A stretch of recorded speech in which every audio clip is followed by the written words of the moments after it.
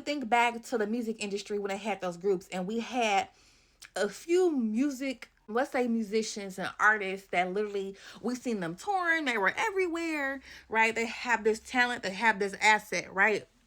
But they had other people managing their money, the funding aspect of it. So then they go online and tell us, they're like, listen, y'all, we broke. Like, you broke, you touring. We got your album everywhere. We see your face everywhere. You're doing everything, right? They're the hot girl or the hot girl group, right? They are this hot commodity. What oil is always going to be the hot commodity, right? They were not in control of the money. They were not really in control of it. So what ended up happening? Let's call it an imbalance of control, right?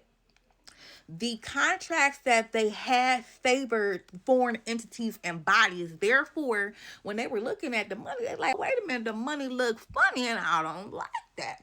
They would sit down on it for a second, but then, over time, that becomes uncomfortable to be sitting in such an unequal, right, situation.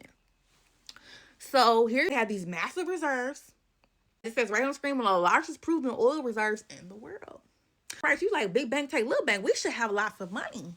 But that's not what was happening. They were getting less than what they felt like they should be getting. So let's move to the next slide. Y'all ready? Hopefully it's starting to make a little bit more sense already. Just want to make sure I point out real quick and show you this part of the PowerPoint. The pattern was clear, right? What oil belonged to Venezuela? On paper, right? That's on paper. They're looking at it. But the power over the pricing, the extraction terms, profit distribution, largely was external. Those were being handled by foreign entities. So the wealth was flowing outward, and the feeling and the sense of inequality was growing inward, right?